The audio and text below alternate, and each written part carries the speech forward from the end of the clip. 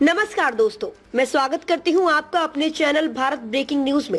24 मार्च 2025 को श्री मोहिंदर सिंह राठी, सेवानिवृत्त अधीक्षक लोक निर्माण विभाग B&R हरियाणा को श्री गुरु रविदास भवन सेक्टर 15 पंचकुला में अश्रुपूर्ण श्रद्धांजलि अर्पित की गई। शोक सभा में चांग वाले स्वामी मंगलानंद जी महाराज ने अपना भावपूर्ण वाणी से जीवन का सार समझाया। श्रद्धांजलि अर्पित करने वालों में मुख्य रूप से श्री विनोद तेजियान, पूर्व राज्य मंत्री उत्तर प्रदेश, श्री KS भोरिया, IAS पूर्व कमिश्नर हरियाणा, चौधरी लहरी सिंह, पूर्व विधायक, doctor Balraj Singh, HOD B&R federation of Shri Guru Ravidas व डॉक्टर BR अम्बेडकर सभाएं हरियाणा के chairman Raj Kapoor Alawat, secretary general DP Punia, Shri Krishan Kumar प्रधान, श्री गुरु रविदास सभा पंचकुला, पूर्व प्रधान BS गंगा, सरदार OP चोपड़ा, अध्यक्ष श्री गुरु रविदास गुरुद्वारा सेक्टर 30 चंडीगढ़, कृष्ण कुमार भाटिया, प्रधान श्री गुरु रविदास सभा सोनेपत, प्रधान Suresh Morka, doctor BR Ambedkar Mahasabha sector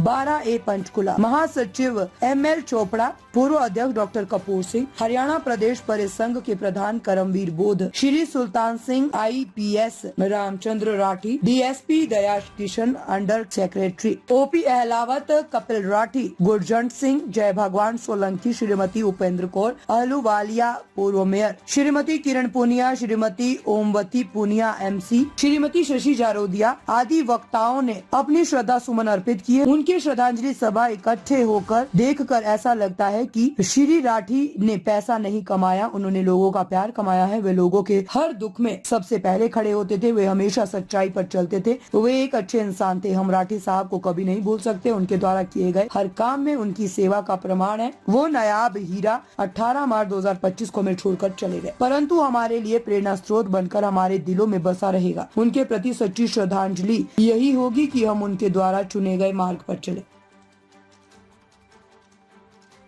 सभा है हमारे बहुत ही परम मित्र और बड़े भाई और बहुत एक व्यवहार कुशली नहीं बल्कि जिम्मेदारी को समझने वाले। अभी तो हमारा और इनका परिचय केवल 10 ही साल हुआ था, लेकिन हरियाणा और पंजाब में हम लोग हजारों लोगों से मिले होंगे, बैठ कर बात हुई होगी, लेकिन आपका व्यवहार बिल्कुल सबसे अलग था। और यूं तो अपने लिए बहुत सारे लोग जीते हैं, लेकिन जिस व्यक्ति के अंदर समाज का दर्द होता है वो दर्द हमने इनके अंदर देखा है। और हमें तो बड़ा अचानक जब व्हाट्सएप पर ये मैसेज मिला तो यकीन ही नहीं हो रहा था कि इतने तंदुरुस्त और सब कुछ ठीक ठाक होते हुए अचानक ऐसा कैसे हो सकता है, लेकिन ऐसा हो रहा है लंबे समय से।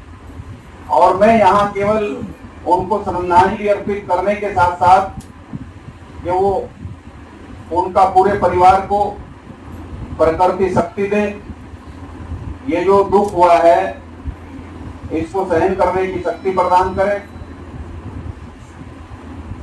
मैं ये कहना चाहता हूं कि दुनिया के अंदर दुख है और ये भी तय है कि जो आया है उसको जाना भी है। जो भी पैदा हुआ है, इंसान हो महिला हो, धरती पर जिसका भी जन्म होता है उसको एक न एक दिन जाना है। तो तथागत बुद्ध कहते हैं कि जब ये मालूम है कि जो आया है उसको जाना है तो फिर दुख किस बात का है। तो दुख इस बात का है कि जब व्यक्ति 80 साल 100 साल 90 साल और अपनी जो जिम्मेदारियां हैं, बेटा है, बेटी है, परिवार है, अगर सारी जिम्मेदारियों का निर्वहन करने के बाद इस दुनिया को छोड़ता है तो शायद दुख कम होता है, क्योंकि जिम्मेदारियां लगभग पूरी हो जाती है। लेकिन दुख जब इतनी कम उम्र में इंसान अपने बीच से चला जाता है तो परिवार को तो कष्ट होता ही होता है, तमाम रिश्तेदार नाते, और जो आदमी सामाजिक होता है पूरे समाज को भी अक्षति होती है। तो भगवान बुद्ध कहते हैं कि दुख है, समस्या है, लेकिन हर दुख के पीछे कोई कारण है और दुनिया का कोई कारण ऐसा नहीं है जिसका निवारण ना हो, लेकिन पहले उसको कारण को ढूंढना पड़ता है।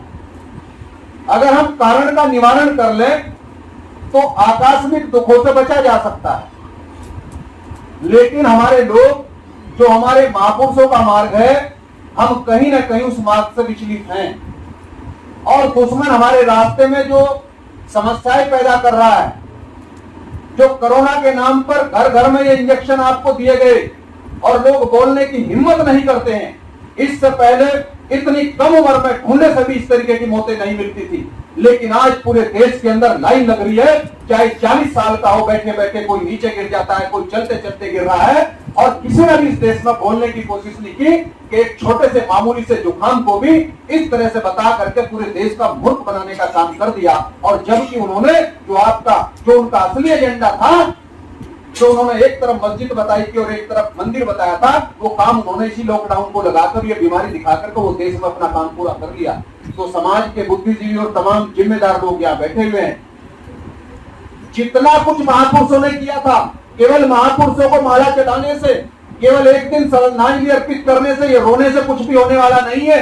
इसको समझना पड़ेगा और समझ करके सही लाइन को लेकर के उस पर एक्शन करना पड़ेगा। कब तक चुप बैठोगे? आज नहीं तो कल, और नहीं तो जितना दे करके महापुरुष जितना बलिदान दे करके आज घरों में छोड़ करके गए, जो देश कभी छान और झोपड़ियों में था, वो राष्ट्रपिता ज्योतिबा फुले के आंदोलन से वो कच्चे घरों में आया था और बाबा साहब की बदौलत आज वो कोठियों में पहुंच गया है। इन कोठियों में से आपको बाहर निकालने की तैयारी चल रही है, इसलिए सावधान रहने की आवश्यकता। मैं अपनी वाणी को विराम देता हूं। बहुत बहुत धन्यवाद। जय भीम, जय भारत, जय गुरु रविदास। आपको कैसी लगी हमारी ये न्यूज हमें कमेंट करके जरूर बताएं। लाइक करें, सब्सक्राइब करें और अपने दोस्तों के साथ शेयर करें।